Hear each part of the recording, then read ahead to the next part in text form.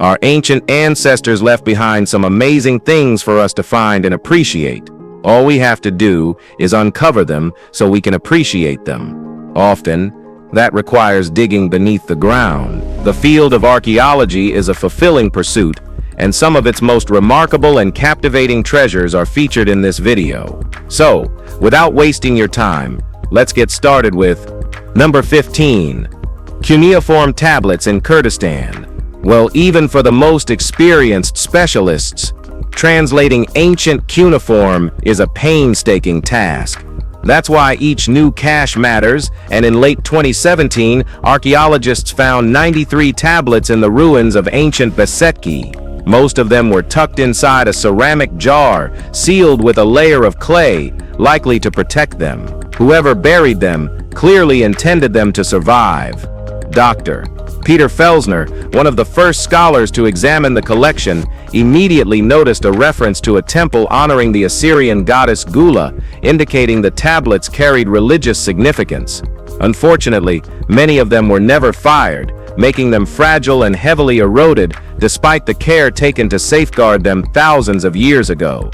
Their condition complicates both preservation and translation. Still, the find is significant. These brittle texts could hold lost insights into spiritual life, governance, or culture in the ancient Assyrian world. As of now, most of the tablets remain untranslated, waiting for further miracles in restoration and interpretation. Number 14. The Lost City of Natunia. How often have you spent ages looking for something, only to realize it's been right in front of you the entire time? Well, that's exactly what archaeologists in Iraqi Kurdistan experienced back in July 2022 while excavating the mountain fortress of Rabbana Merkli. Though the site's existence had long been noted, this marked the first formal archaeological investigation. After a few weeks of digging, researchers began to suspect that Rabbana Merkli Fortress might actually be the elusive city of Natunia, also known as Natunisar. Until now, the only clue to its existence was its name printed on a handful of coins minted in the region some 2,100 years ago. Natunia likely derives its name from Natunisar, founder of the Adiabeni royal line. A relief carved into the cliffside closely matches classical images of Natunisar in both form and attire. That alone doesn't verify the city's identity, but the discovery of possible military quarters and a Zoroastrian temple dedicated to the goddess Anahita adds beautiful weight to the theory. Number 13. Mummies in Egyptian sewage.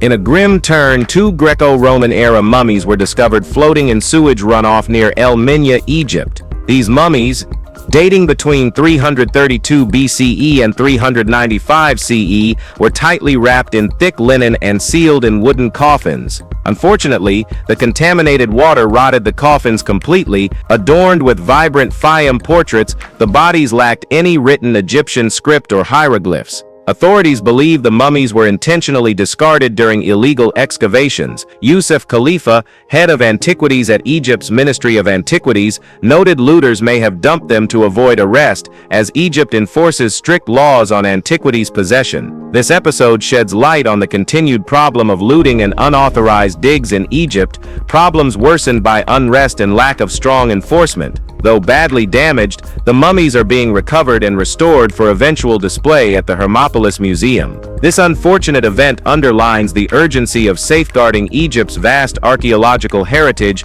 and the consequences of unchecked black market activity in cultural preservation. Number 12. Ancient stone tools in Canterbury. In the peaceful suburbs of Canterbury, archaeologists found stone tools that tell a story from 600,000 years ago, making this one of the oldest known human settlements in northern Europe. Although the site was initially noted back in the 1920s, modern techniques have now verified it as an ancient habitat of Homo heidelbergensis, a distant ancestor of Neanderthals. The project, led by the University of Cambridge, adds a major chapter to Britain's early human record, suggesting a long-term settlement rather than a passing group of nomads. Among the findings were traditional hand axes, along with rarer tools made for scraping and piercing, likely used to process animal hides.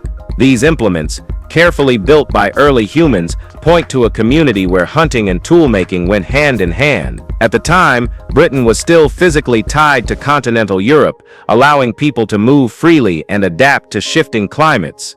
The digging continues, promising deeper insights into how these early humans lived, worked, and survived. Number 11. Lead sarcophagus beneath Notre Dame.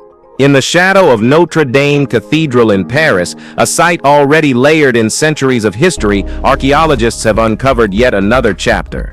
During restoration efforts following the 2019 fire, workers found several burial chambers beneath the cathedral floor, including a remarkably preserved lead sarcophagus. Estimated to date back to the 14th century, this sarcophagus is considered of outstanding scientific value and is believed to have belonged to a high-ranking cleric from the early Gothic period. The dig site, where the transept meets the nave, yielded not only the tombs but also fragments of painted sculpture and pieces of the original 13th century rood screen that once separated the altar from the rest of the cathedral. Among the items found were sculpted vegetables and a bust of a bearded man that still retains its pigment. These findings, long buried below one of the most iconic buildings in France, are revealing fresh details about medieval burial practices and the artistic intricacies hidden within sacred spaces.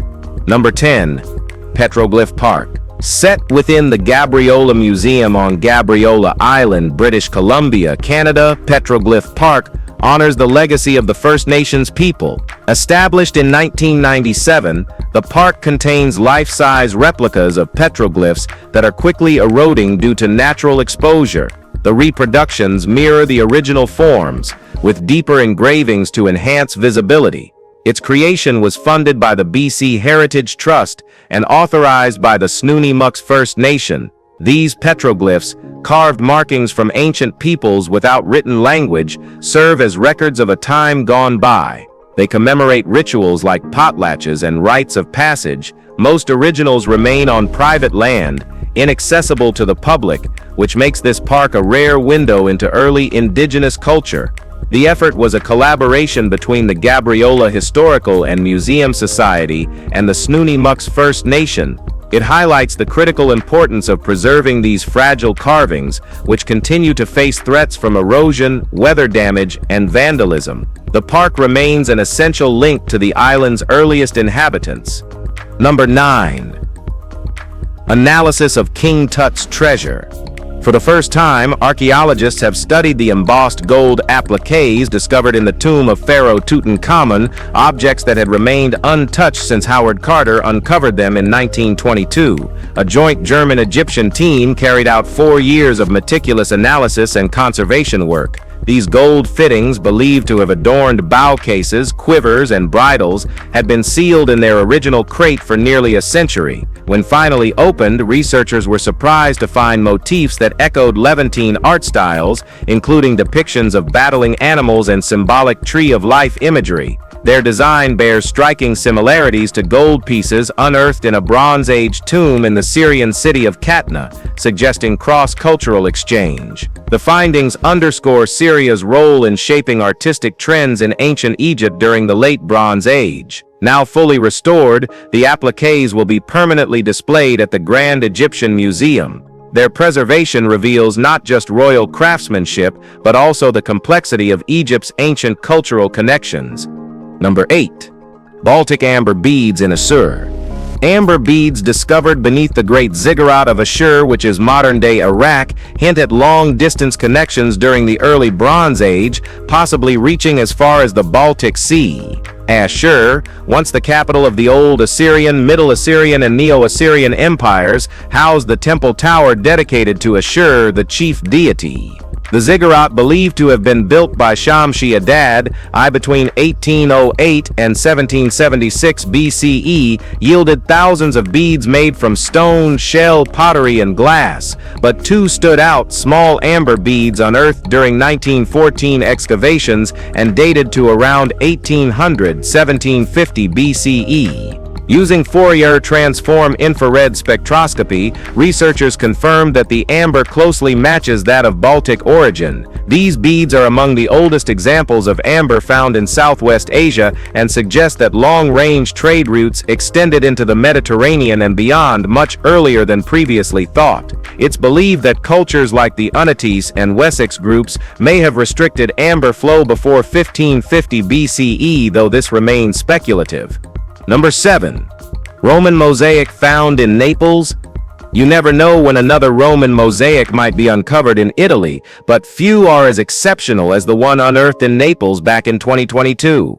It was found at the archaeological site of Posillipo, once an exclusive district reserved for Rome's elite. The name Posillipo translates to respite from worry, and it lived up to that title during the Roman era. The mosaic belonged to the district's most infamous villa, constructed for Publius Vedius Pollio, notorious for his cruelty towards slaves. According to legend, Pollio would punish slaves by feeding them to lampreys kept in his private eel pond. Emperor Augustus, upon hearing this, ordered the pond to be filled and Pollio's prized glassware destroyed. After Pollio's death, Augustus took possession of the villa, and it remained in imperial hands through Hadrian's reign. The newly uncovered underwater mosaic appears to be an original feature, later concealed by renovations ordered by Augustus. Its recovery offers a rare glimpse into Roman interior design, wealth, and politics. Number 6. Ancient funerary avenues in Saudi Arabia.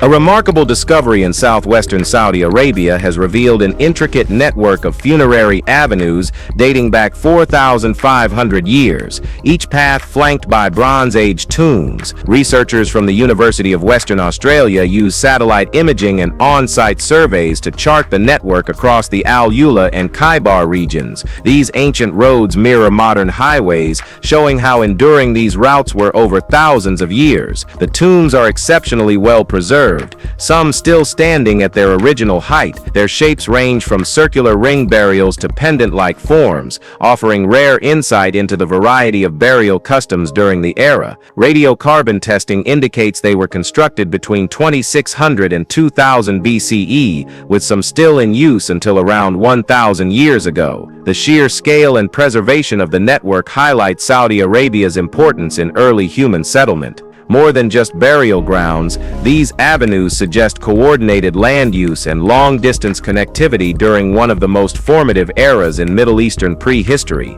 Alright, now let's move to number 5.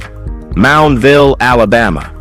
The Moundville archaeological site near Tuscaloosa, recognized as a U.S. National Historic Landmark, offers a powerful window into the Mississippian culture that thrived between the 11th and 16th centuries. This massive settlement, among the largest of its kind in North America, once functioned as a political and spiritual hub, centered around 29 platform mounds arranged around a large open plaza.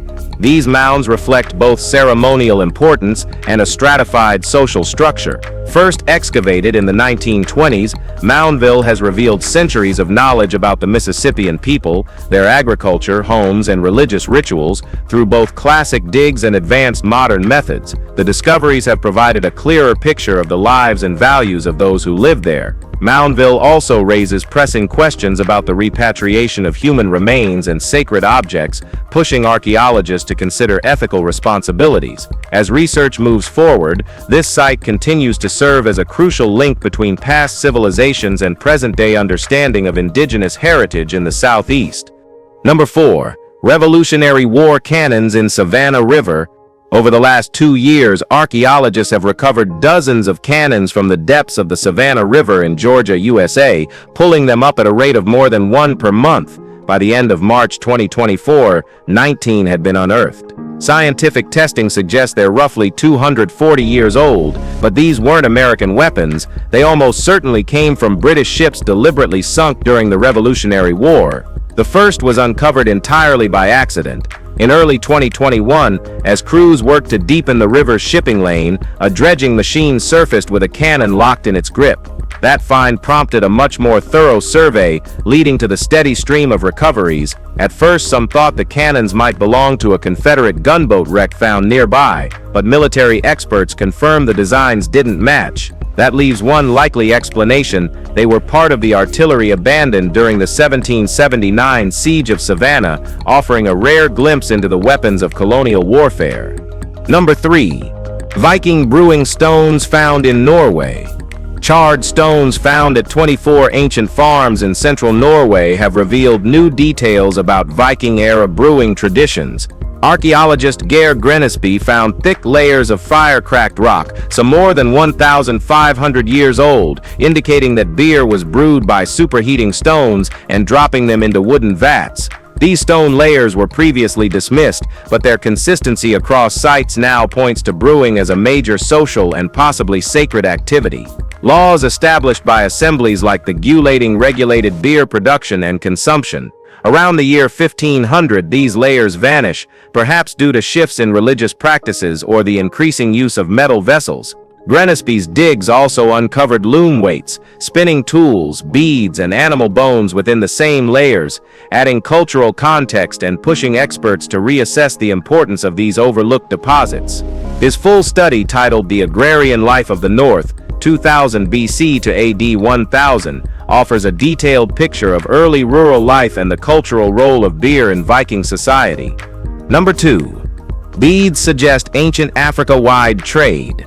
Was there a continent-spanning trade or cultural network in Africa 50,000 years ago? Well, that's the theory gaining traction after a decade-long study of ancient ostrich eggshell beads, believed to be the oldest handmade ornaments in human history. By comparing the styles, carvings, and patterns across more than 15,000 specimens, researchers believe they can trace connections between regions. Between 50,000 and 33,000 years ago, beads from southern and eastern Africa became nearly identical in design and technique. That level of consistency suggests not just shared ideas, but possibly long-distance trade or cultural exchange. The study tracked changes in bead making over millennia and found that a wet climatic period may have disrupted these interactions, temporarily dividing the regions. Still, the similarities are amazing. Whether it was trade or parallel innovation, the beads reflect a time when ideas flowed across vast landscapes. They're more than jewelry. They're physical remnants of early communication, identity, and a shared artistic language between distant prehistoric communities. Number 1. Ancient Roman sandal in melting ice. The Lindbreen ice patch in Norway is melting at a rate that's alarming for the climate, but unexpectedly helpful for archaeologists. As the ice thins, it exposes objects that have remained sealed for centuries. For the past 15 years, a research team called Secrets of the Ice, led by Espen Finstad, has combed through the melting zone. Then, back in April 2022, they uncovered one of their most unusual finds to date, a worn sandal, Roman in both design and likely origin. The shoe was probably crafted between the 2nd and 5th centuries, raising the possibility that a lost Roman once attempted to cross this harsh mountainous region. Even in those times, Lindbreen would have been brutal terrain, far from ideal for thin leather footwear. The fact that the sandal was left behind may suggest its owner swapped it for something sturdier and discarded the original. It's a rare and oddly specific find that offers a strange glimpse into a moment of decision high in Norway's ancient ice. With all that said, that's it for today. Hope you have enjoyed it. If you did, please like and subscribe. Thanks for watching, and we'll see you soon.